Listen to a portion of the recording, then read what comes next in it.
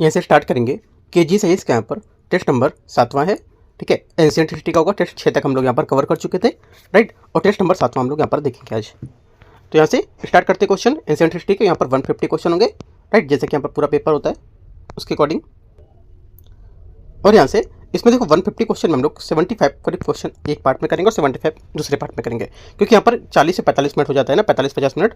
उसमें क्या होता है कि हम लोग का एक बार पढ़ने के लिए इतनी चीज़ें कवर करने को लेकर अच्छी चीज़ें समझ आ जाती हैं, है ना। अगर एक ही पार्ट में पूरा हम लोग करेंगे कम से कम 1.5 घंटे 2 घंटे तक आप भी बोर हो जाओगे करते करते। तो इसलिए जितने मैं टॉपिक आप कराता हूँ एक पार्ट में, उतने टॉपिक भी साथ साथ में करूँ और साथ साथ में क्वेश्चन भी करते जाओ।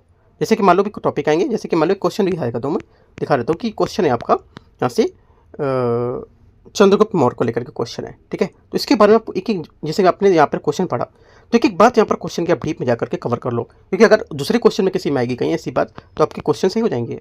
इस वजह से मैं टॉपिक आपको पढ़ने को ले ज़्यादा प्रेफरेंस करता हूँ, क्वेश्चन पेपर्स क्वेश्चन से ज़्यादा, ठीक है, ध्यान रखना है। आते क्वेश्चन 1 से स्टार्ट करते हैं। क्वेश्चन 1 यहाँ से,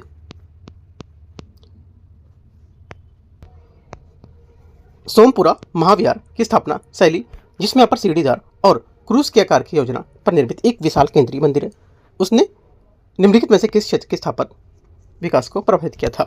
आंसर हो जाएगा पहले का करेक्ट आंसर यहाँ से। एक तो आंसर हो जाएगा यहाँ से दक्षिण पूर्व एशिया में बौद्ध मंदिर वास्तुकला, इसका आंसर होगा, ठीक है। क्योंकि यहाँ पर 8वीं शताब्दी में जो शासक धर्मपाल ने उसके शासनकाल में निर्मित पहाड़पुर स्थित यहाँ पर सोमपुरा महाविहार उपमहाद्वीप के सबसे बड़े मठ परिसर में से एक है और यूनेस्को का विस्तृत स्थल भी है। इस परिसर में मुख्य वास्तु विशेषता के यहाँ पर इसमें विशाल सीढ़ीनुमा क्रूसीफॉर्म केंद्रीय मंदिर है, जो यहाँ पर चारों ओर 170 से अधिक यहाँ पर कठोर जो वर्गाकार है उससे प्रांगण से घिरा है, और इसकी यहाँ पर सीढ़ीनुमा जो यूनिकार सूचना इसकी चारों दिशाओं में स्थित उपहार को दिखाता है। और यहाँ पर दक्षिण पूर्व एशिया में ये बौद्ध स्मारक मंदिर शैली की संरचनात्मक विशेषता को भी बताता है, ठीक है। और चोल द्रविड़ वास्तुकला का एक स्वतंत्र दक्षिण आगमिक परंपरा से जुड़ा होगा ये, राइट। तो आंसर क्या होगा, आंसर यहाँ से आपका ए करेक्ट है। क्वेश्चन 2, हड़प्पा सभ्यता के संबंध में निम्नलिखित पर विचार करना है। पहली बात यहाँ से, हड़प्पावासी मेसोपोटामिया के साथ व्यापार करने के लिए धातु सिक्कों का उपयोग करते थे। दूसरे का पहला स्टेटमेंट यहाँ से क्या होगा, गलत है, क्योंकि हड़प्पा सभ्यता की अर्थव्यवस्था सिक्कों या धातु से निर्मित मुद्रा पर आधारित नहीं थी। पहली बात गलत हो जाएगी, क्योंकि सिंधु घाटी सभ्यता सिक्कों में या मुद्रों से कोई पुरातात्विक प्रमाण नहीं मिलते थे। उनकी व्यापार प्रणाली मुख्य रूप से वस्तु विनिमय के माध्यम से संचालित होती थी। सेकेंड बात है, हड़प्पा सभ्यता के शहरों में समकालीन मिस्र और मेसोपोटामिया सभ्यताओं के पकी हुई ईंटों का व्यापक उपयोग आम बात मानी जाती थी। सेकेंड बात यहाँ से गलत है भी, क्यों, क्योंकि हड़प्पा सभ्यता में घरों में जल निकासी प्रणाली में शहरी नियोजन मानकीकृत पक्की ईंटों का व्यापक उपयोग से उपयोग किया गया था, ठीक है। सेकेंड क्या है, गलत हो जाएगा आपका, है ना। तीसरी बात है, मेसोपोटामिया कुछ हड़प्पा कालीन मोहरें पाई गई थी। तीसरी बात क्या होगी, तीसरी बात यहाँ से करेक्ट है, ठीक है। आंसर होगा सिर्फ 1 और 3 करेक्ट, सॉरी 1 तो गलत था, है ना, पहला गलत था, दूसरा भी गलत हो गया, तीसरा आंसर सही है। तो तीसरा सही, तो आंसर यहाँ से केवल 3 सी आंसर होगा। क्वेश्चन 3 है यहाँ से, बिहार में कृषि जो विस्तार है उसमें लोहे के उपयोग के संबंध में विचार करना है। लौह तकनीकी गंगा घाटी में हमलावर जो मैसेडोनियाई थी सेना उसके द्वारा लाई गई थी। तीसरे का पहला स्टेटमेंट यहाँ से क्या होगा, ये गलत है, क्यों, क्योंकि गंगा में मैदानों में लौह तकनीकी 326 ईसा पूर्व में सिकंदर मैसेडोनियन अभियानों से कई शताब्दी पुरानी है, ठीक है। तो ये बात गलत हो जाएगी इसकी। सेकेंड बात है, लोहे के फालों ने मध्य गंगा मैदानों में घने जंगलों को साफ करने में मदद की थी। सेकेंड बात क्या होगी, सेकेंड बात करेक्ट है, ठीक है। तीसरा, मगध राज्यों ने दक्षिण दक्कन पठार से लौह अयस्क का आयात किया था।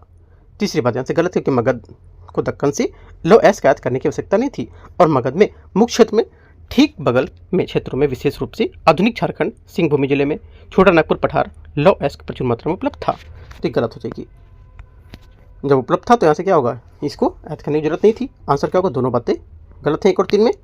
आंसर से हो जाएगा क्या, केवल दूसरा सही है बी।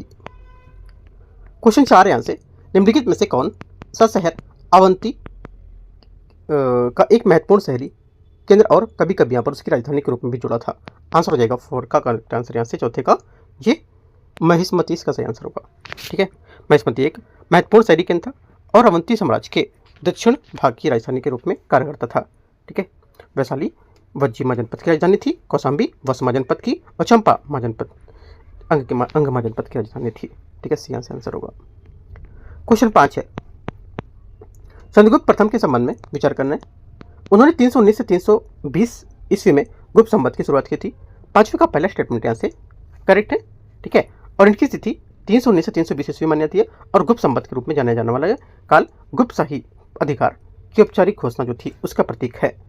सेकेंड बात है, वह महाराजा धीराज की उपाधि धारण करने वाला पहला गुप्त शासक था। सेकेंड बात क्या होगी? सेकेंड बात यहाँ से ए भी करेक्ट है। तीसरा, उन्होंने पश्चिम भारत को अपने साम्राज्य में मिलाने के लिए शक क्षत्रपों को पराजित किया था। तीसरा क्या होगा? देखो तीसरी बात यहाँ से जो है ये गलत हो जाएगी इसकी। क्यों? क्योंकि शक क्षत्रप की हार और पश्चिम भारत का विलय था ये चंद्रगुप्त द्वितीय द्वारा पूरा किया गया था, ना कि चंद्रगुप्त प्रथम द्वारा। ये बात गलत हो जाएगी इसकी। आंसर क्या होगा? तीसरा गलत है ना, दूसरा सही है और पहला सही था। ये यहाँ से आंसर है। क्वेश्चन 6 आते हैं 6 नंबर। हड़प्पा सभ्यता की कृषि के पद्धति के बारे में विचार करना है। पुरातत्वीय साक्ष्यों से पता चलता है कि बनवाली में चावल की काफी मात्रा पाई गई थी, जो वहां प्रमुख भोजन था वहां का। छठे का पहला स्टेटमेंट यहाँ से क्या है? ये गलत, क्योंकि वर्तमान में हरियाणा में स्थित एक प्रमुख हड़प्पाकालीन स्थल बनवाली जो है ये मुख्य रूप से जौ और गेहूं की खेती से जुड़ा हुआ है। पुरातत्व खुदाई से इस स्थल पर अत्यधिक मात्रा में जौ की उपस्थिति को पता चला है, तो ये बात गलत हो जाएगा, ठीक है। तीसरी बात, सेकेंड बात यहाँ से, यहाँ पे चावल की बात कर रहा था। सिंधु घाटी के लोग कपास की खेती करने के लिए सबसे पहले ज्ञात लोग थे, जिसे यूनानियों ने सिंध में इसकी उत्पत्ति के सिंधोन कहा था।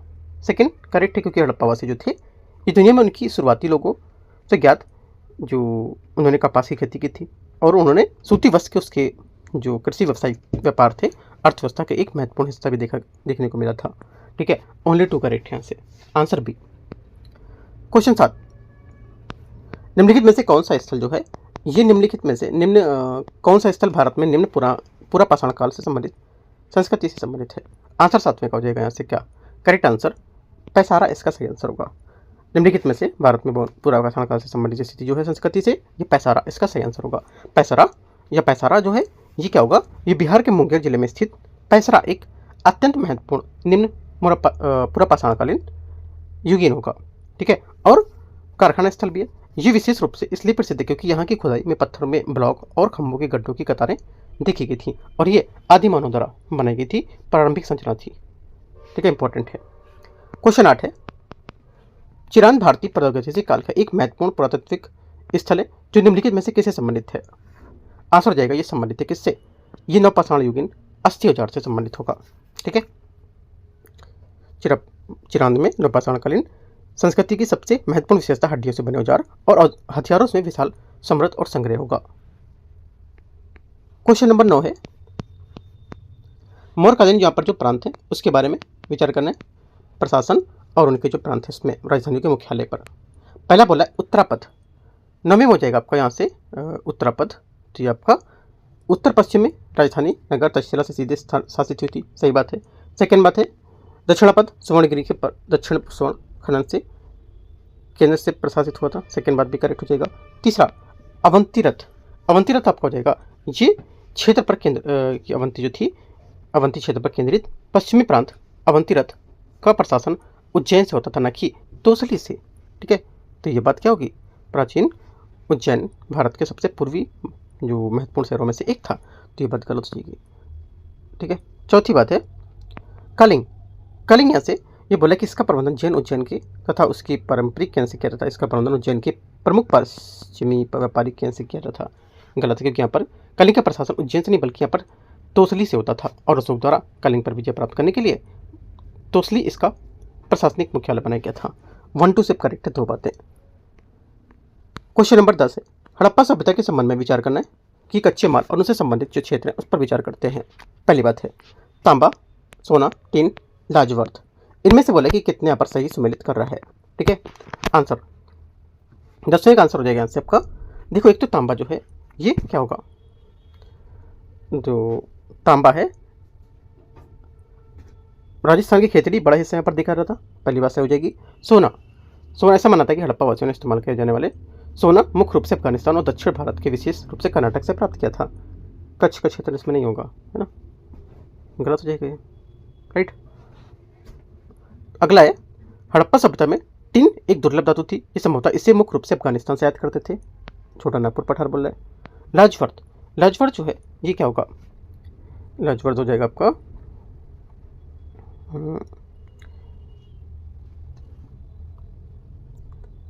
ये आपका होगा वर्तमान झारखंड में 3 हो गया आपका, 3 ये हो गया। इसमें जो अफगानिस्तान का जो बख्श खान क्षेत्र है, ये लेपिस लाजुली और प्राथमिक सर्वोत्तम रूप से उत्पन्न था और ये कीमती पत्थरों के लिए, और यहाँ पर जो लाजवर थे ये भी दिखाया था। तो ये बात इसमें हो जाएगी। ठीक है, आंसर 1 और 4 करेक्ट है, 2 बात राइट, 2 बात होंगी तो आंसर क्या होगा, आंसर हो जाएगा आपका यहाँ से 2 युग्म करेक्ट है। ठीक है, क्वेश्चन नंबर 11 है, ऋग्वेद में वर्णित दृश्यों के संबंध में विचार करना है। देखते हैं इसको। इसमें बोले वे आर्यों के समान ही देवी देवताओं की पूजा करते थे। पहला क्या होगा, पहला स्टेटमेंट यहाँ से 11वें का ये गलत है। ठीक है, पहली बात गलत है क्योंकि यहाँ पर ऋग्वेद में दृश्यों को गैर आर्य देवता के उपासक के रूप में वर्णित किया गया है, पहला गलत है। उनकी इस अर्थव्यवस्था में मुख्य रूप से शिकार और संग्रहण पर आधारित थी। सेकेंड बात क्या है, सेकेंड बात यहाँ से गलत है पर, क्योंकि ऋग्वेद में दृश्यों को किले बंद बस्तियों वाले मवेशियों पर सोने सहित धन संपन्न और इतने शक्तिशाली बताया गया था क्योंकि यहाँ पर पराजित करने के लिए इंद्र और हस्तक्षेप की आवश्यकता होती थी। इसमें सेकंड भी गलत है। तीसरा, उनके प्रमुख तरस दस्यु के नाम से जाना जाता है उनको। ठीक है, तीसरी बात यहाँ से गलत है क्योंकि जो दस्यु थे ये दस्यु सरदार नहीं थे, ये ऋग्वेद में वर्णित एक आर्य सरदार थे। वह दस्युओं को पराजित करने के लिए जाने जाते थे और उनके नाम शाब्दिक अर्थ दस्यु के नाश करने वाला होता था। आंसर तीनों गलत है। क्या होगा सही, कोई नहीं। क्वेश्चन 12, जगदल्ला महाविहार के संबंध में विचार करना है।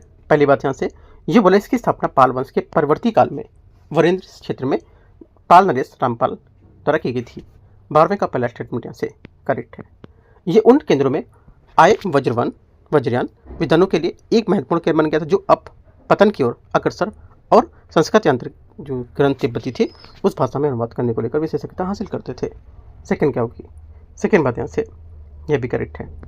इसका मुख्य पुस्तकालय परिसर धर्मगंज बंगाल डेल्टा में मानसूनी बाढ़ ताड़पत्र पांडुलिपि की रक्षा करने के लिए भूमिगत शैल खर्चित भंडार के रूप में निर्मित किया गया था।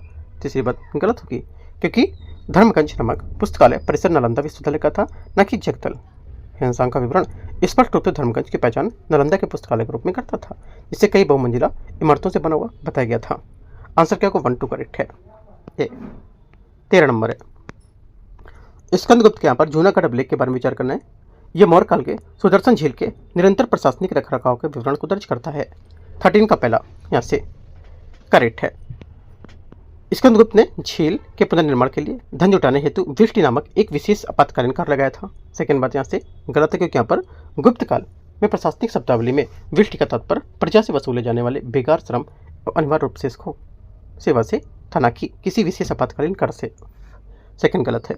पश्चिमी से जो सीमा थी इसको सुरक्षित करने के लिए पर्णदत्त को सौराष्ट्र का प्रांतीय गवर्नर नियुक्त किया गया था। तीसरी बात यहाँ से करेक्ट है। चौथा, चक्रपालित ने स्वयं सुदर्शन झील के टूटे हुए बांध की मरम्मत कराई और काम देखा उसे पूरा भी किया था। ये बात भी करेक्ट है। 1 3 4 1 3 4 बी। क्वेश्चन 14, प्राग ज्योतिष का नाम का प्राचीन राज वर्तमान में भारत के किस राज्य में स्थित था? और करेक्ट आंसर हो जाएगा 14 का ए, असम। मौर्य काल में पाटलिपुत्र में आयोजित प्रथम जैन संगीत की अध्यक्षता किसने की थी?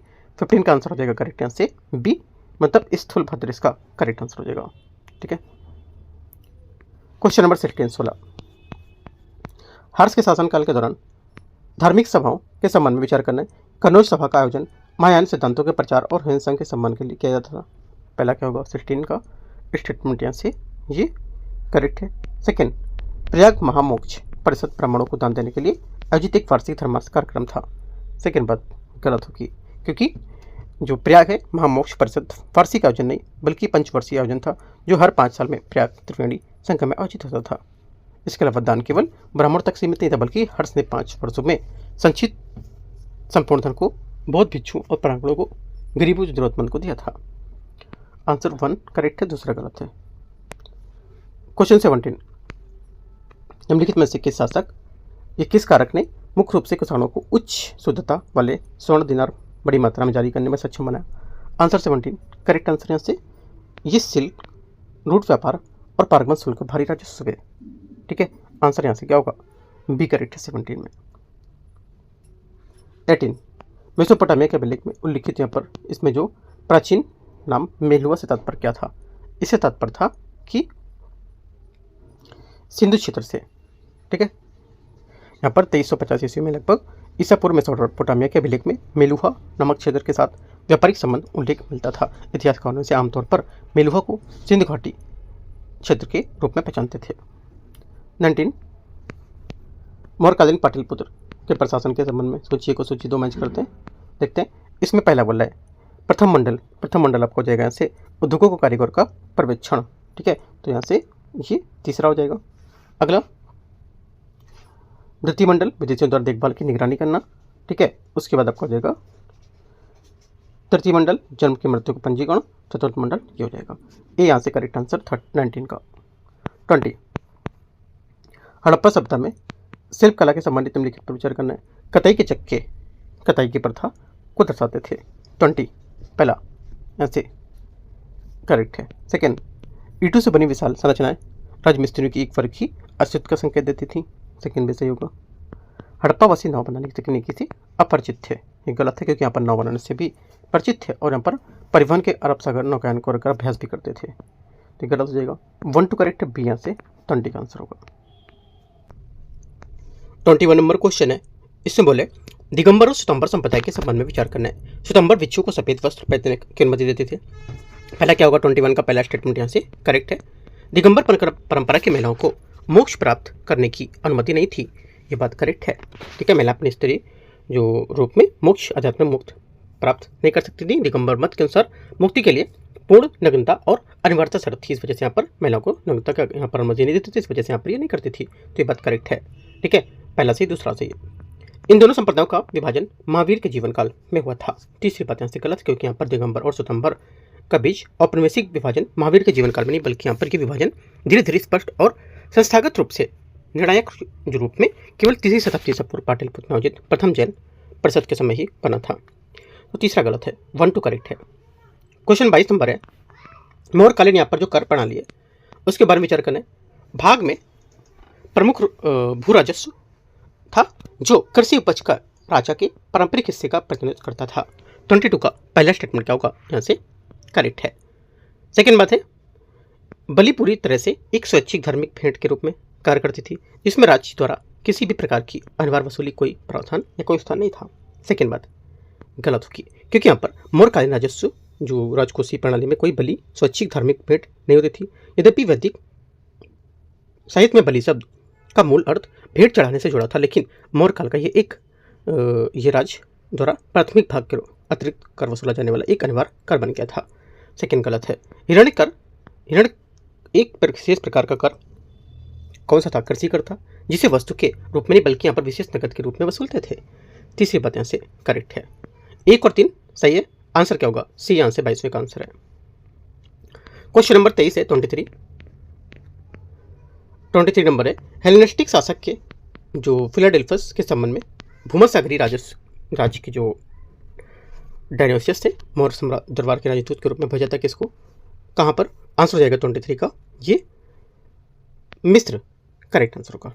टॉलमी फिलाडेल्फस मिस्र के यहाँ पर टॉलमिक साम्राज्य का शासक था, जो सिकंदर महान की मृत्यु के बाद उसके साम्राज्य में विखंडन परिणाम स्वरूप सिकंदर के जो सेनापति थे उसमें एक टॉलमी प्रथम द्वारा स्थापित हेलेनिस्टिक राजवंश था। क्वेश्चन 24 है, हड़प्पा सभ्यता की निम्नलिखित स्थलों पर पश्चिम से पूर्व की ओर व्यवस्थित करना है। पश्चिम से पूर्व की ओर व्यवस्थित करेंगे तो हो जाएगा ऐसे क्या?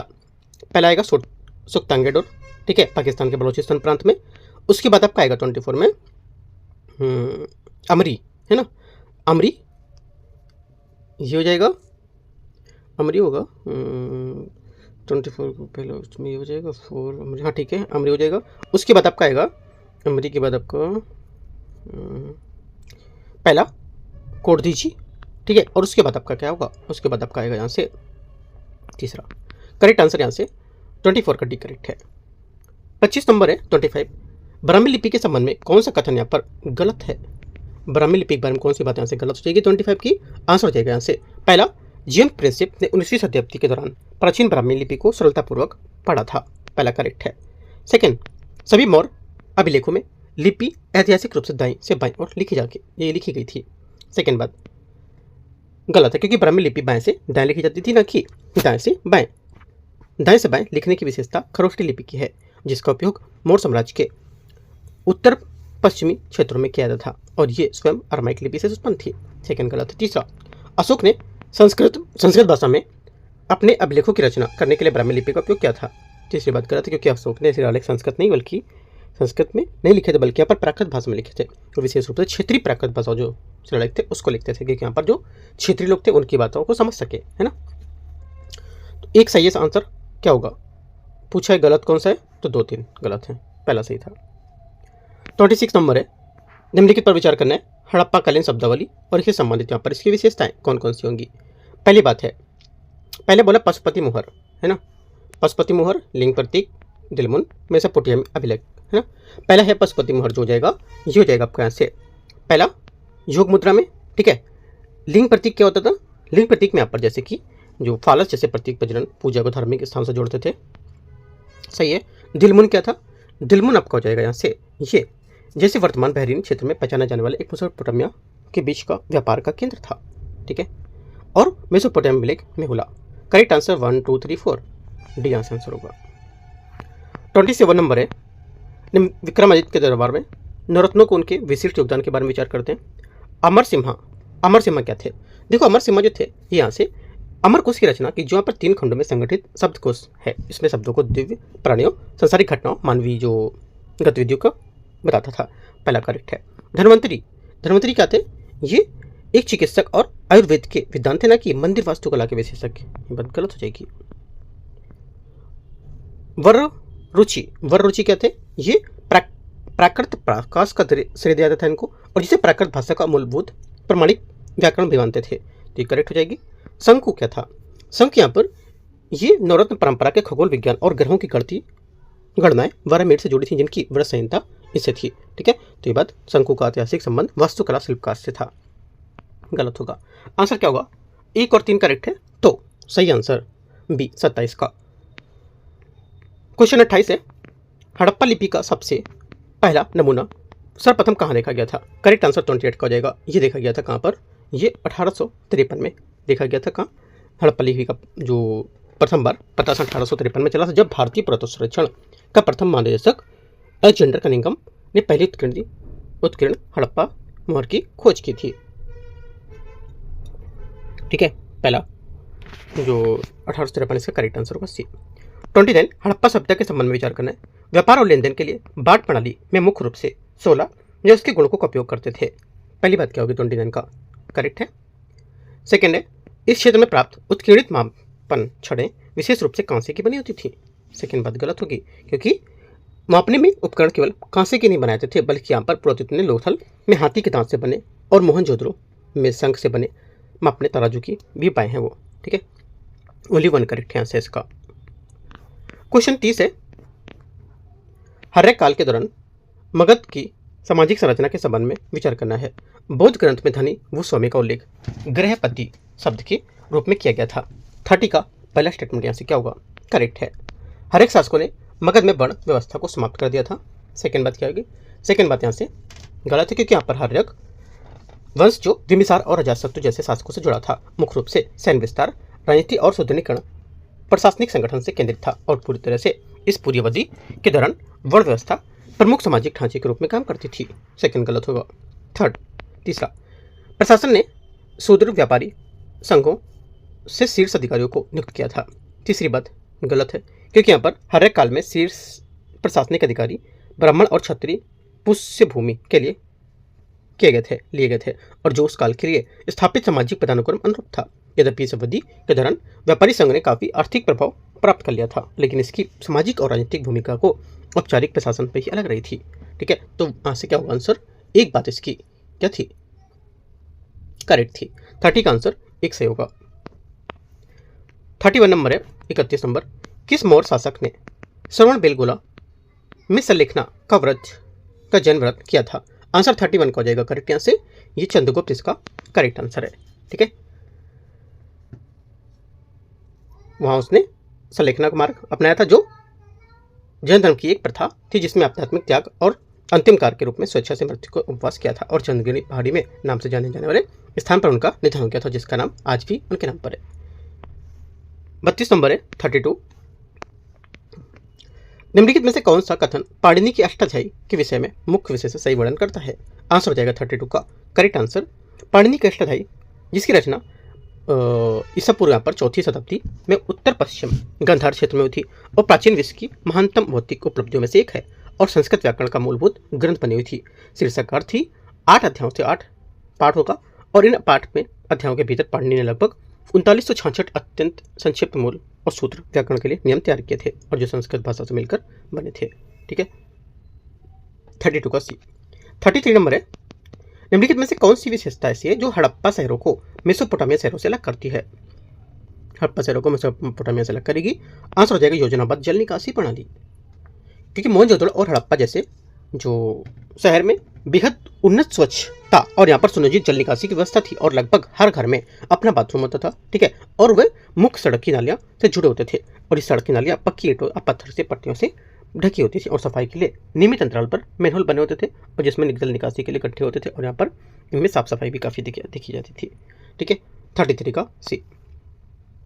34 नंबर है, प्राचीन भारत में महिलाओं की स्थिति के संबंध में विचार करना है। देखते हैं 34 को।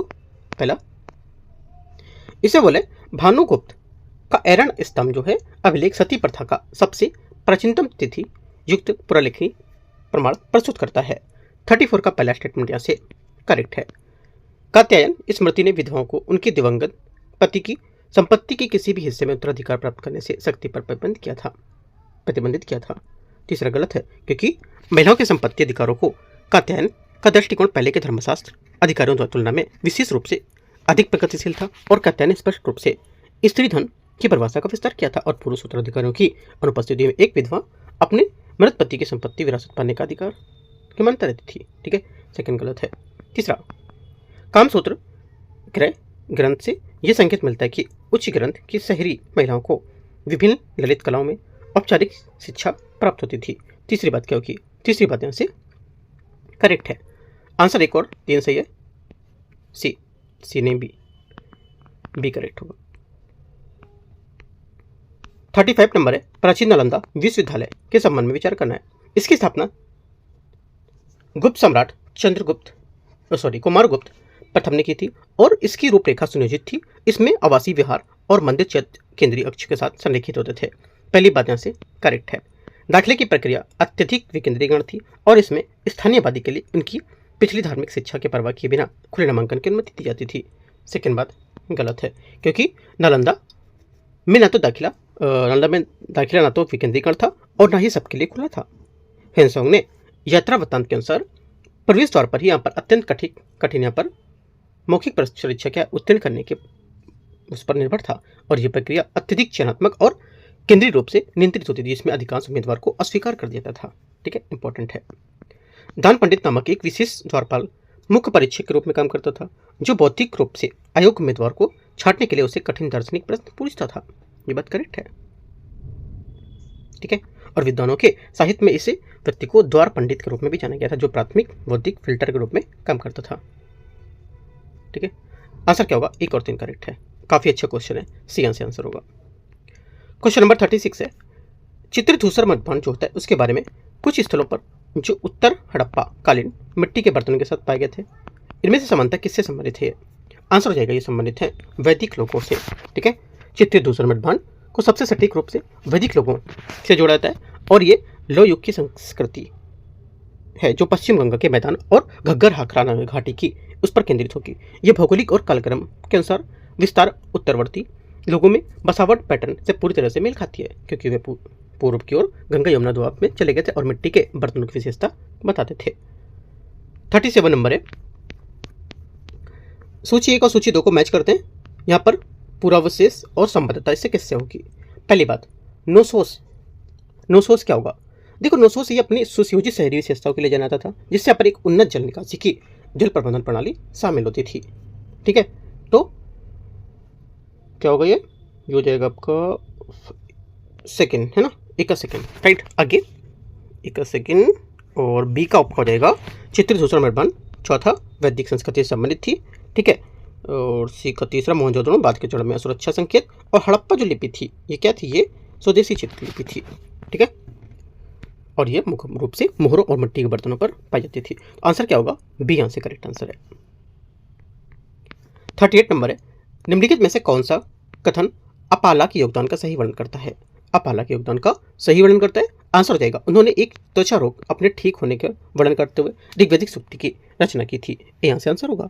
अपाला एक ब्रह्मवादिनी थी जिन्होंने ऋग्वेद में 8वें मंडल के 91 श्लोक की रचना की, जिससे वह उन्हें लगभग 27 महिला ऋषियों में एक बन गई थी और जिनकी रचनाएं ऋग्वेद के ग्रंथों से संरक्षित हैं।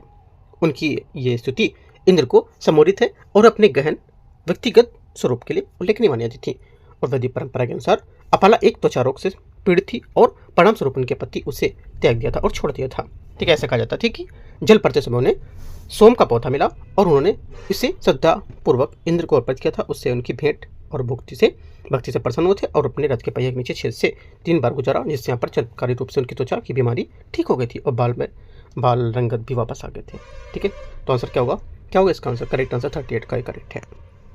39 नंबर है, पतंजलि द्वारा अष्टकीय नामधनव कहे जाने वाले कबीले निम्नलिखित में से किस परंपरा के लिए जाने जाते थे? 39वें का आंसर हो जाएगा, ये जाने जाते थे साइरस महान आक्रमण के प्रतिरोध से। बी आंसर होगा। ठीक है, बी इसका करेक्ट आंसर होगा। आगे क्वेश्चन है 40 नंबर, जैन धर्म के शाही संरक्षक के संबंध में विचार करना है। खारवेल ने अपनी उपलब्धियों में हाथी कुंभा अभिलेख में दर्ज किया है। पहला क्या होगा? 40 का पहला स्टेटमेंट यहाँ से ये करेक्ट है। सेकंड, खारवेल नंदो द्वारा ले जाएगी ज्ञान प्रतिमा को वापस लाए थे। सेकंड बात भी करेक्ट है। चंद्रगुप्त मौर्य ने गोमतेश्वर प्रतिमा का निर्माण कराया था। तीसरी बात क्या होगी? तीसरी बात यहाँ से गलत है, क्योंकि श्रवणबेलगोला में बाहुबली की विशाल गोमतेश्वर प्रतिमा का निर्माण गंग वंश के मंत्री और सेनापति चामुंडराय ने लगभग 981 ईस्वी में करवाया था और चंद्रगुप्त मौर्य का संबंध श्रवणबेलगोला से जैन परंपरा के अनुसार चंद्रगिरी पहाड़ी में उनके लेखना द्वारा देवत्याग की घटना से जुड़ा है। सेकंड सही है, तीसरा गलत होगा। ठीक है, चौथा, कदम शासकों ने जैन संस्थानों का समर्थन किया था। चौथी बात यहाँ से करेक्ट होगी। ठीक है, 1, 2 और 4 करेक्ट है, सी। 41 है, हड़प्पा सभ्यता के संबंध में विचार करने। वे दैनिक जीवन में कांस्य औजार का व्यापक रूप से उपयोग करते थे। 41 का पहला स्टेटमेंट यहाँ से गलत है, क्योंकि यद्यपि हड़प्पा सभ्यता कांस्ययुगीन थी, फिर भी वो अपने दैनिक कार्य में कांसों का उपयोग नहीं करते थे। कांस बनाने के लिए तांबे के साथ मिश्र धातु बनाने के लिए आवश्यक दुर्लभ मृदा का याद करना पड़ता था। ठीक है, पहला गलत है। सेकंड, उनकी लिपि मिस्र की लिपि से काफ़ी मिलती जुलती है। सेकंड गलत है, क्योंकि हड़प्पा लिपि जो है, जिसे अक्सर सिंधु लिपि कहा जाता था, ये एक स्वदेशी रूप से चित्रात्मक लोगों के जो सिलेबिक लिपि है उसकी अभी तक समझा नहीं जा सका है। ये मिस्र के चित्रलिपि या मेसोपोटामियाई किलाकार लिपि से ना तो मिलती जुलती और ना ही इससे कोई संबद्ध भाषा है। ठीक है, तो सेकंड गलत हो जाएगा। वे काफ़ी विस्तृत भौगोलिक क्षेत्र में फैले हुए थे, ये बात करेक्ट है, क्योंकि सिंधु घाटी सभ्यता का भौगोलिक क्षेत्र जो था ये काफ़ी विशाल था, जो मिस्र और मेसोपोटामिया के समकालीन सभ्यताओं के क्षेत्र से कहीं अधिक था। इसमें आधुनिक पाकिस्तान, अफगानिस्तान, उत्तर पश्चिम भारत के कुछ हिस्से शामिल थे। आंसर क्या होगा? 1 गलत है, 2 गलत है, ओनली 3 करेक्ट होगा, है ना? हाँ, ओनली 3 करेक्ट है, बी। 42 नंबर क्वेश्चन है 42, कौन सा बौद्ध सिद्धांत अस्तित्व में कारण और प्रभाव के विचार की व्याख्या करता है? आंसर हो जाएगा 42 का करेक्ट आंसर ये करता है प्रतीत्य समुत्पाद। ठीक है, बी से आंसर होगा, क्योंकि यहाँ पर प्रतीत्य समुत्पाद जिसका अर्थ है कि यहाँ पर आश्रित उत्पत्ति या शर्तों पर आधारित सह उदय होना। ठीक है, और बौद्ध दर्शन के सबसे मौलिक सिद्धांतों में से एक होता था और ये अस्तित्व, दुख और मुक्ति के संबंध में बुद्ध की समझ सिद्धांतिक आधार को निर्मित करता था। ये सिद्धांत मानता था कि अस्तित्व में कोई भी चीज स्वयं रूप से उत्पन्न नहीं होती, ना ही उसका कोई अंतर्निहित स्व अस्तित्व होता है, बल्कि प्रत्येक परिघटना विशिष्ट कारणों में परिस्थितियों पर निर्भर होकर उत्पन्न होती है। जब वे कारण से परिस्थितियां समाप्त हो जाती है तो कहीं भी समाप्त हो जाती है। ठीक है, आंसर बी 42 का। 43 नंबर है, ऋग्वेद के संबंध में विचार करना है। मंडल 2 से मंडल 7 सबसे प्राचीन भाग माने जाते हैं। पहला क्या होगा? 43 का पहला स्टेटमेंट यहाँ से करेक्ट है। सेकंड, मंडल 1 और 10 को बाद में जोड़ा गया था। सेकंड बात क्या होगी? सेकंड बात यहाँ से करेक्ट है। तीसरा, ऋग्वेद मूल रूप से प्राकृत भाषा में लिखा गया था। तीसरी बात गलत है, क्योंकि यहाँ पर ऋग्वेद की रचना प्राकृत में नहीं बल्कि यहाँ पर इसकी रचना मुख्य रूप से संस्कृत के एक प्राचीन और अत्यधिक औपचारिक रूप में हुई थी, जिसे यहाँ पर वैदिक संस्कृत कहा जाता था। और दूसरी ओर प्राकृत उन आम बोलचाल भाषाओं के समूह को संदर्भित करती थी जो बाद में विकसित हुई और आम जनता तक बोली जाती थी। आंसर क्या होगा? दूसरा सही है और पहला क्या था? पहला भी सही था, ए यहाँ से करेक्ट होगा। ठीक है, सही था ना? पहला ये सही था, दूसरा भी सही था। हाँ ठीक है, पहला सही और तीसरा दूसरा सही, तीसरा गलत है। आगे आते हैं 44 नंबर। 44 मथुरा कला शैली के संबंध में विचार करना है। मूर्तियां मुख्य रूप से स्थानीय रूप से उपलब्ध चित्तीदार लाल बलुआ पत्थर तराशी गई थी। पहला क्या होगा? पहला स्टेटमेंट यहाँ से जो रहेगा ये 44 का करेक्ट है। सेकेंड है, ये शैली गांधार कला में दिखाई देने वाली हेलेनिस्टिक प्रभाव को स्वतंत्र रूप से विकसित हुई थी। सेकेंड बात भी करेक्ट है। मथुरा शैली एक मुख्य रूप से स्वदेशी कलात्मक परंपरा के रूप में विकसित हुई थी, जिसकी जड़ें सुंग और प्रारंभिक कुषाण काल से पहले यक्ष और यक्षिणी मूर्तिकला के जो चिन्ह थी उसकी गांधार शैली के विपरीत यहाँ पर बताती थी। सेकेंड बात भी सही है, पहला भी सही होगा। इसकी प्रतिमा कला केवल महायान बौद्ध आकृतियों तक ही सीमित थी, ऐसा तो नहीं होगा, क्योंकि यहाँ पर मथुरा शैली कला संबंध यहाँ पर दायरा का जो केवल महायान बौद्ध धर्म तक सीमित नहीं था, बल्कि यहाँ पर उसमें कई अधिक व्यापक थी। ठीक है, तो क्या गलत हो जाएगी? ओनली 1 2 करेक्ट है। आंसर ए 44 का करेक्ट हो जाएगा। 45 नंबर है। 45 आते हैं।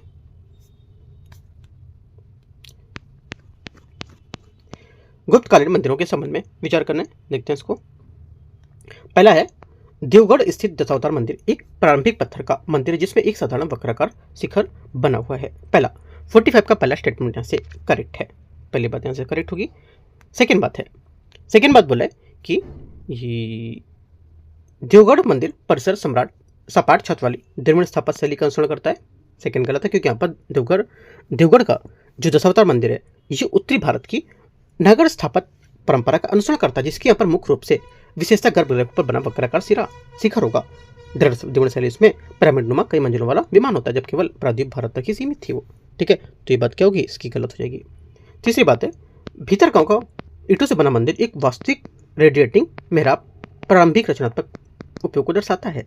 तीसरी बात यहाँ से करेक्ट है, क्योंकि उत्तर प्रदेश के कानपुर जिले में भीतर गांव में स्थित ईंटों से बना मंदिर गुप्त काल के बचे हुए सबश्रेष्ठ ईंटों मंदिरों में से एक और स्थापत्य दृष्टि से महत्वपूर्ण है, क्योंकि इसमें कील के आकार के ईंटों को निर्मित वास्तविक विकिरण मेहराब और प्रारंभिक उपयोग किया गया है। इसमें कोबेल्ट मेहराब निर्माण से अलग करता है और ईंटों को वास्तविक विकिरण की व्यवस्था को बिना उत्तरोत्तर अंदर की ओर प्रक्षेपित करता है। 1 और 3 करेक्ट है, और ये कानपुर का जो घाटमपुर से आसपास थोड़ा जाएंगे ना, ठीक है, वो साइड ही आपको पड़ेगा। जैसे कानपुर के जो रहने वाले लोग हैं ना उनको पता होगा। ठीक है, तो घूम सकते हो अगर कानपुर साइड आप लोग रहते होगे यूपी में। तो आंसर क्या है? करेक्ट आंसर हो जाएगा आपका तीसरा और पहला सही है, सी। क्वेश्चन नंबर 46 है, मौर्य काल में कारीगर और व्यापारियों के संगठित समूह के लिए किस शब्द का प्रयोग किया जाता था? बताओ किस शब्द का प्रयोग करते थे? सोचो आप पहले 46 को। देखो इसका कर सोच लिया होगा, आंसर क्या होगा इसका? आंसर कमेंट में पूछूं या बता दो मैं? तो चलो मैं इसका आंसर क्या करता हूँ, 46 का आंसर आप कमेंट में बताओ। ठीक है, 46 का आंसर क्या होगा इसका आंसर आप कमेंट बताओ। गलत सही जो भी बताओगे ना तो आपको यहाँ पर कुछ सीखने को मिलेगा। ठीक है, नहीं अगर गलत सही होगा तो मैं आपको यहाँ पर समझा दूंगा क्वेश्चन।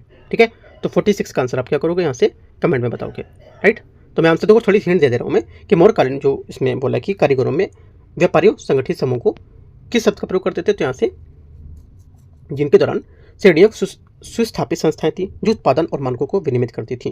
ठीक है, तो अब थोड़ी सी मैंने बात बता दी हिंट आपको, अब बताना क्या होगा। ठीक है, गलत सही जैसा भी होगा बता सकते हो, बाकी मैं आपको बताऊंगा। ठीक है, आगे आते हैं क्वेश्चन 47 नंबर में।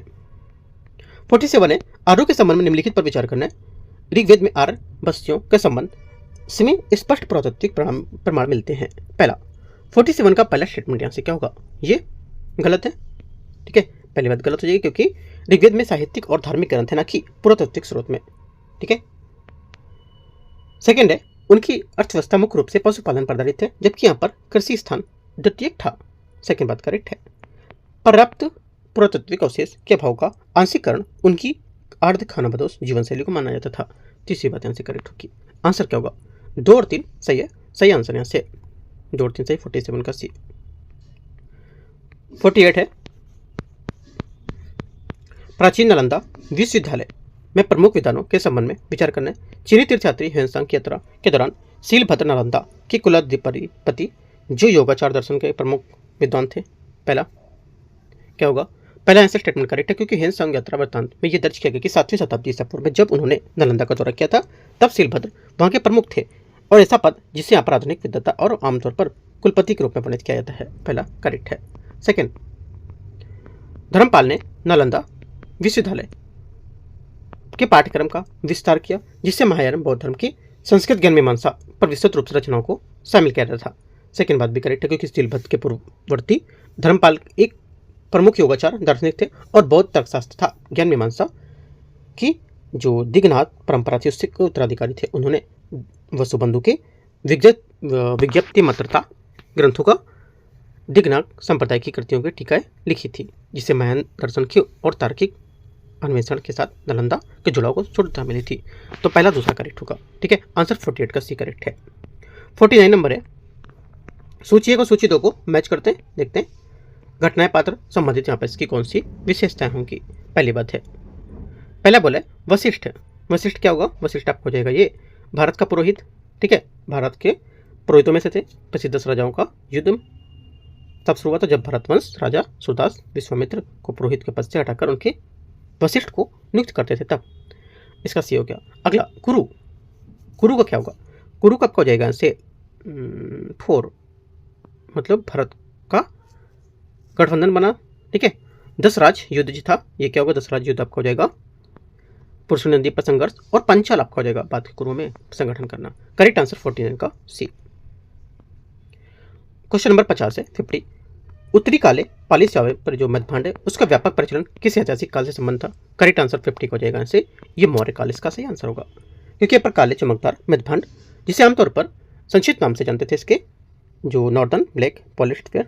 ठीक है, और एक उत्कृष्ट और विलासतापूर्ण मृदभांड परंपरा थी, जिसकी यहाँ प्रमुख विशेषता इसकी विशिष्ट धात्विक चमक और अत्यधिक चमकीली काली स्टील की ग्रे सतह और पुरातात्विक अभिलेख में सबसे पहले 700 से 600 ईस्वी पूर्व में देखी जाती थी। क्वेश्चन 51 है, ऋग्वेदिक संबंध में गविष्ठी शब्द का अर्थ क्या है? 51, गविष्ठी शब्द का अर्थ है गायों की खोज। बी यहाँ से करेक्ट आंसर होगा। ठीक है, ऋग्वेद में गविष्ठी शब्द का शाब्दिक अर्थ गायों की खोज या गायों के लिए संघर्ष होगा। यह शब्द निम्नलिखित से व्युत्पन्न, जैसे कि गो मतलब गाय, ठीक है, विष्टि मतलब खोज या पीछा करना। ठीक है, 52 नंबर है 52 नंबर क्वेश्चन, बुद्ध के जो शिष्य हैं उसके संबंध में विचार करना है। आनंद जो बोल रहा है ये क्या होगा? ये यहाँ से प्रथम बौद्ध में सुत्त पिटक का पाठ किया था, उपाली विनय पिटक के नियमों का संकलन किया था, ये भी बात सही है। सुजाता ज्ञान प्राप्ति से पहले बुद्ध को दूध चावल अर्पित किए थे, तीसरी बात यहाँ से करेक्ट है। चौथी बात, देवदत्त बुद्ध की पर मुख्य अंगरक्षक के रूप में सेवा की थी, ये बात गलत है, क्योंकि देवदत्त बुद्ध का चचेरा भाई था जो भिक्षु तो बना था, लेकिन यहाँ पर बाद में वह महत्वाकांक्षी हो गया था और उसने संघ के नेतृत्व में हथियाने का प्रयास किया था, और बौद्ध ग्रंथों में उसकी बुद्ध की हत्या के 3 अलग अलग प्रयासों की याद दिया था। ठीक है, तो ये बात गलत हो जाएगी, और वह संघ के भीतर सबसे कुख्यात विरोधी था, न कि कोई अंगरक्षक। 3 बात करेक्ट है इसकी सी। आगे आते हैं क्वेश्चन 53 नंबर, देखते हैं ऋग्वैदिक शासन प्रणाली के संबंध में निम्नलिखित पर विचार करना है। राजा का पद समाप्त वंशानुगत होता था, राजा का पद समानता वंशानुगत होता था। पहली बात क्या होगी? पहली बात स्टेटमेंट यहाँ से 53 का क्या होगा? करेक्ट है, सही है। सेकंड, राजा के पास पूर्ण और असीमित अधिकार होते थे, सेकंड बात गलत है, क्योंकि यहाँ पर राजा के पास पूर्ण या निरंकुश अधिकार नहीं थे, उनकी शक्ति पर कई शक्तिशाली कबीलाई सभाओं द्वारा नियंत्रित रखा जाता था, जिसमें सबसे प्रमुख सभा क्या होती थी? प्रमुख सभा यहाँ पर जो थी एक छोटी परिषद में बुजुर्गों की कुलीन समिति, ठीक है, उसमें गण होते थे, और इसके अलावा पुरोहित जो मुख्य पुजारी था, सेनापति जो कमांडर था, उसके मुख्य पदाधिकारी की सहायता करने के लिए शासन करते थे। तो पहला सही है, दूसरा गलत है। तीसरा, समिति संभवतः राजा के चुनाव में भूमिका निभाती थी, ये बात करेक्ट है। 1 और 3 करेक्ट है, 53 का आंसर क्या होगा? यहाँ से सी करेक्ट हो जाएगा। आगे आते हैं क्वेश्चन 54 नंबर,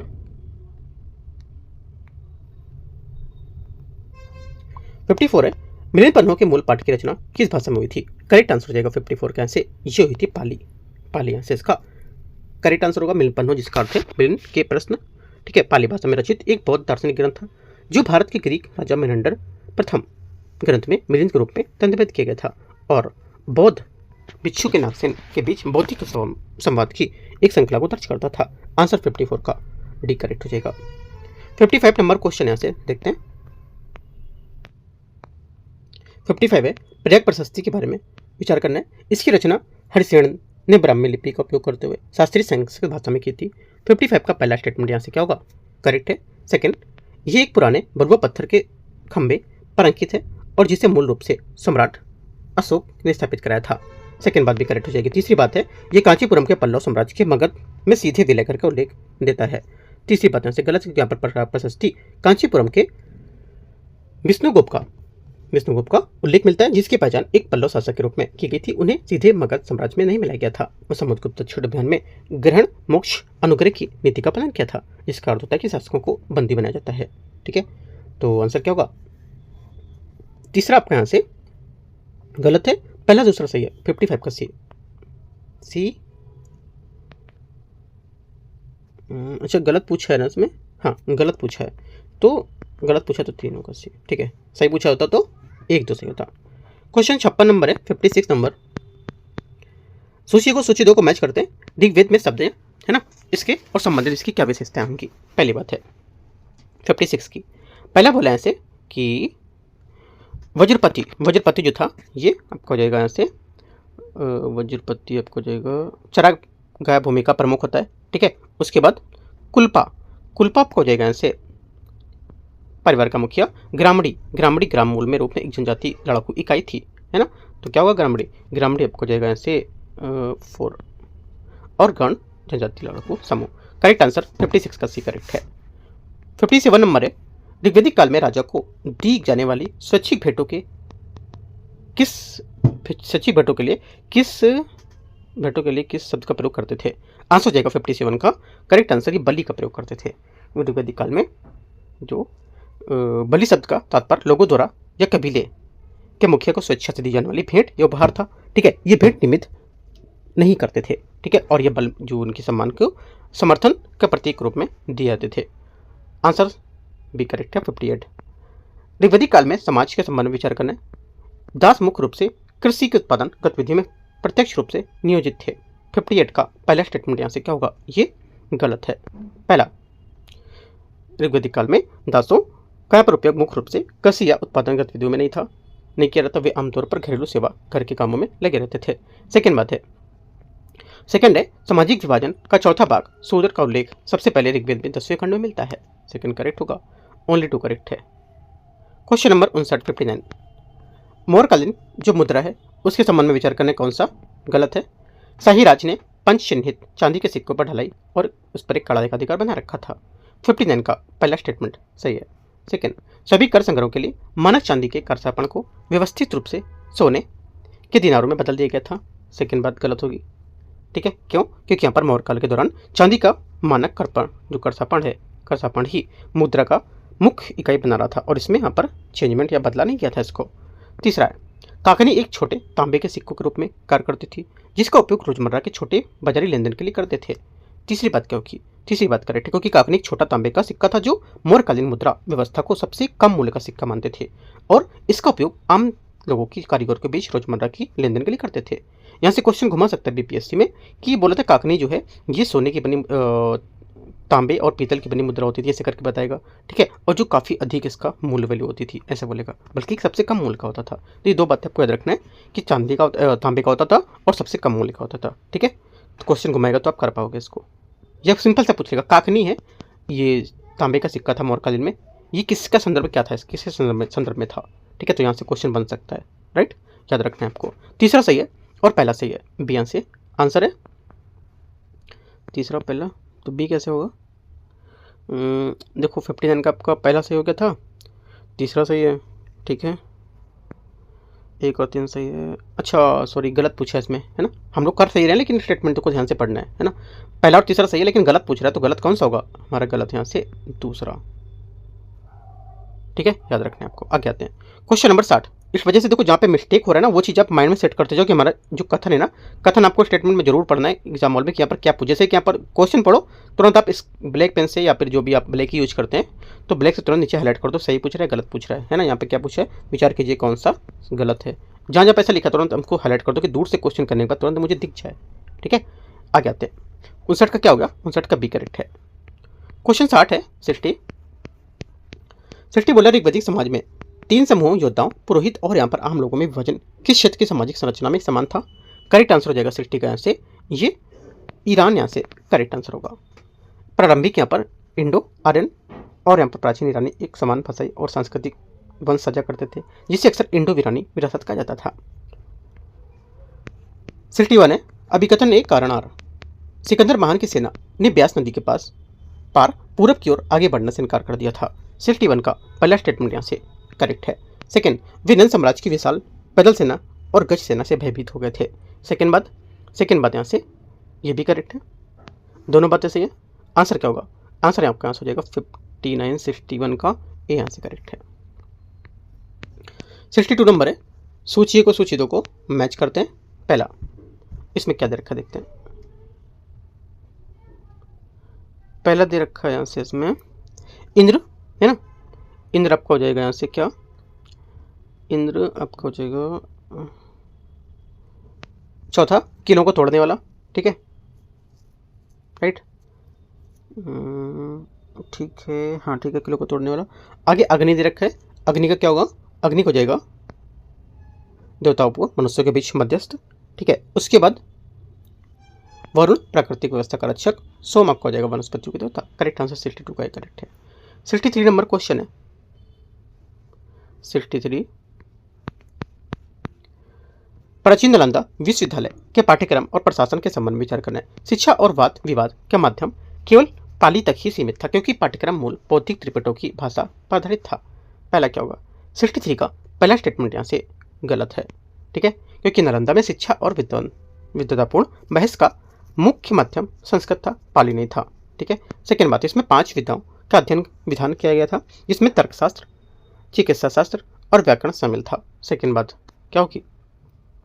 करेक्ट है। तीसरा, आर्थिक जरूरतें सही अनुदान से पूरी होती थी और छात्रों तथा भिक्षुओं को शिक्षा या रहने खाने के लिए कोई शुल्क नहीं देना पड़ता था।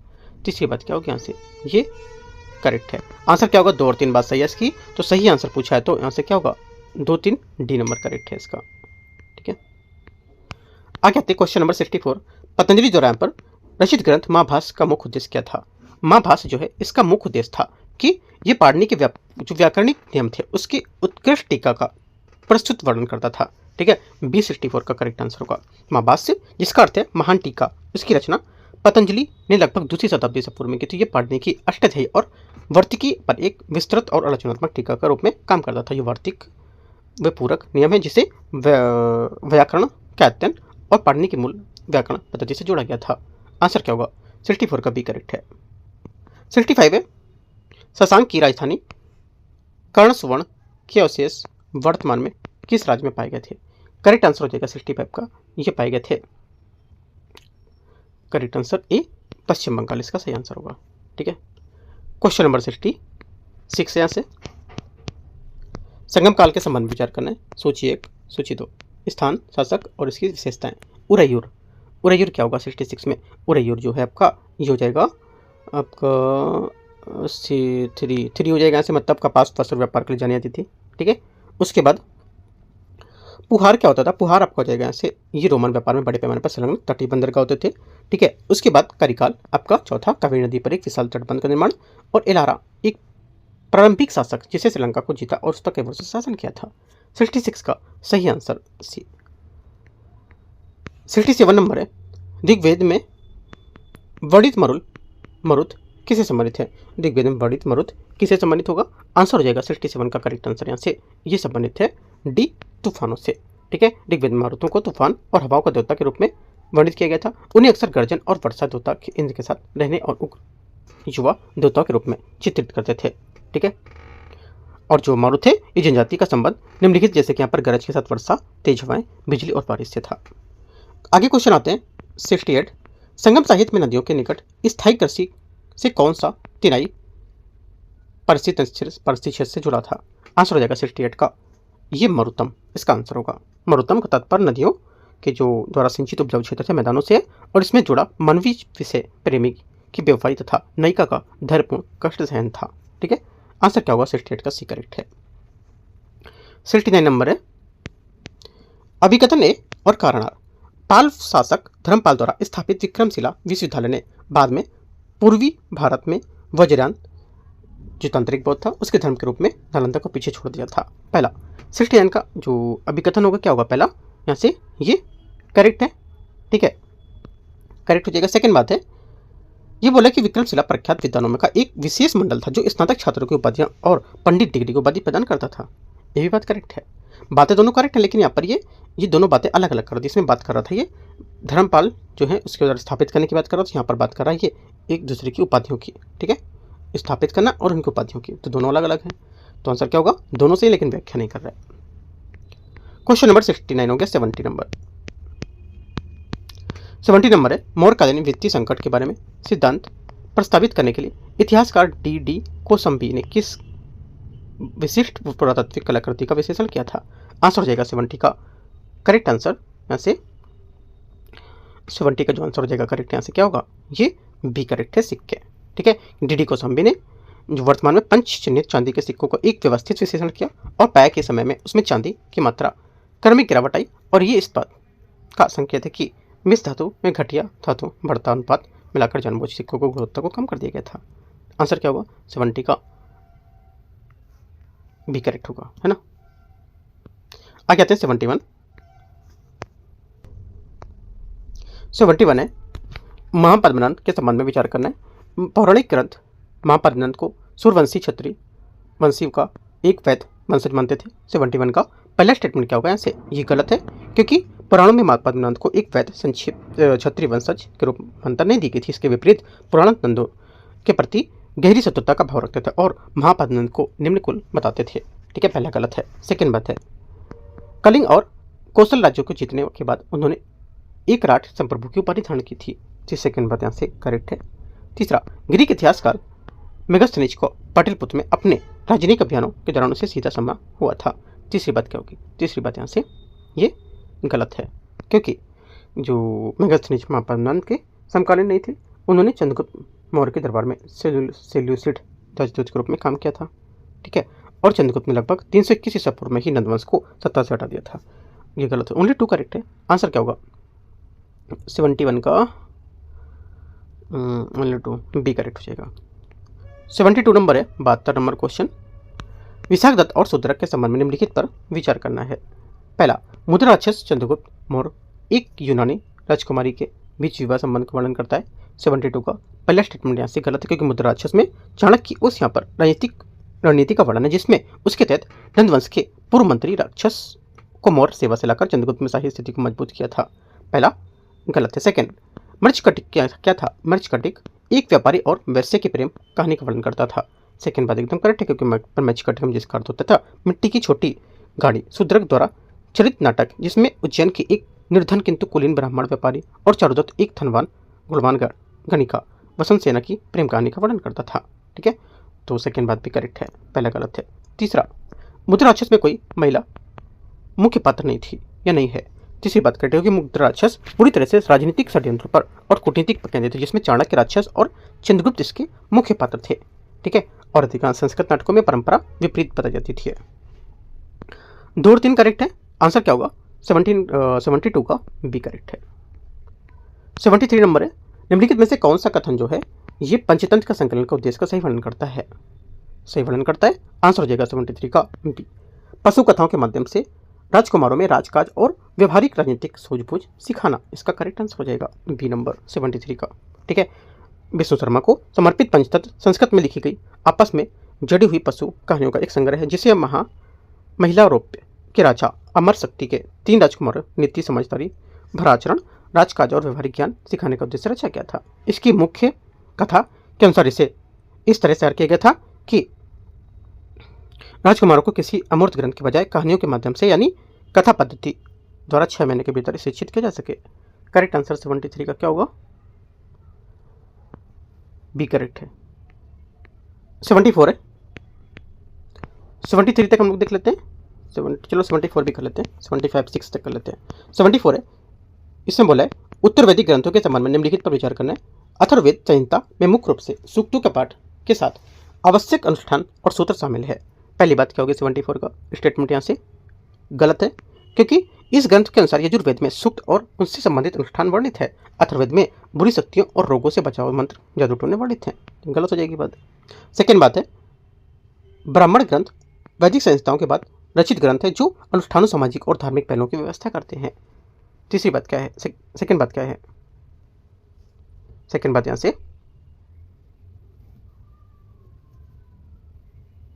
क्या होगी?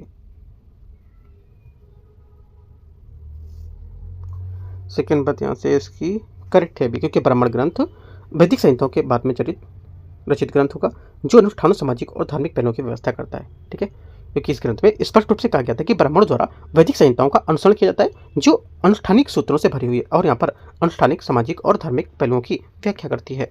ठीक है, तो क्या होगा आंसर? दोनों सही है, सॉरी दोनों नहीं सही है, पहला गलत है, दूसरा सही है। 74 का गलत पूछा है, ध्यान रखना है, ये आंसर होगा। 75 नंबर है। 75 बोला है कि निम्नलिखित में से कौन सा विद्वान नागार्जुन के प्रमुख योगदान के बारे में सही बताता है? नागार्जुन के बारे में सही बात बताता है, आंसर हो जाएगा 75 का। ये उन्होंने महायान धर्म, बौद्ध धर्म के माध्यमिक संप्रदाय की स्थापना की थी और यहाँ पर अपनी कृति मूल माध्यमिका कारिका की माध्यम से शून्यता के सिद्धांत को प्रतिपादित किया था। ये यहाँ से आंसर हो जाएगा। ठीक है, तो इस टाइप से हम लोग ने यहाँ पर आज 75 क्वेश्चन कर लिए और यहाँ पर टाइम भी काफ़ी ज़्यादा ले लिया है ना। करीब यहाँ पर हम लोगों ने कितना टाइम ले लिया है, देखते हैं, 6:45, करीब 1 घंटे के आसपास हो गया है ना। 1 घंटे के आसपास हो गया। और आपको देखो क्या करना है, 1 घंटे आपके, अगर हम लोग 2 पार्ट करते पूरा करते 150 क्वेश्चन, तो आपका क्या है 2 घंटे ही लगेगा।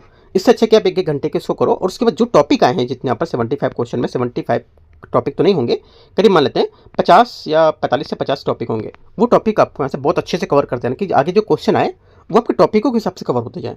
ठीक है, मैं फिर से बोल रहा हूँ, टॉपिक को अच्छे से कवर करते चलो अगर बीपीएससी प्रीलिम्स आपको क्लियर करना है अच्छे नंबर से तो। क्योंकि ज़्यादातर क्या होता है, कभी पेपर लीक हो गया, कभी कुछ लोग का सिलेक्शन हुआ, कभी कम नंबर वालों को हो गया, कभी ज़्यादा वालों को नहीं। उससे अगर बचना है तो आप अच्छे मार्क्स के साथ पास हो एग्जाम, तो एक सेफ जोन में हो।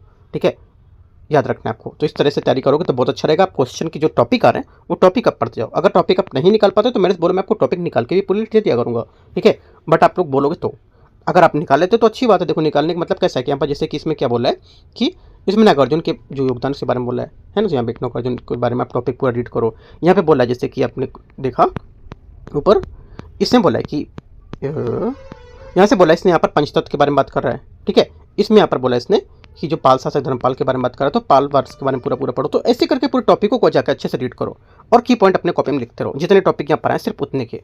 तो ऐसे क्या होगा, कुछ टाइम बाद आपके सब सब्जेक्ट के साथ साथ आपके सब टॉपिक पूरा खत्म हो जाएंगे, है ना। ऐसा करना है आपको। बाकी एंड करते हैं, ऐसे कुछ डाउट रहेगा आप कमेंट में पूछोगे। ठीक है, और आज यहाँ पर जो एडुटेरिया का टेस्ट नंबर 6 था वो भी हम लोग लेकर आएंगे पार्ट 2, है ना। All the best, thank you.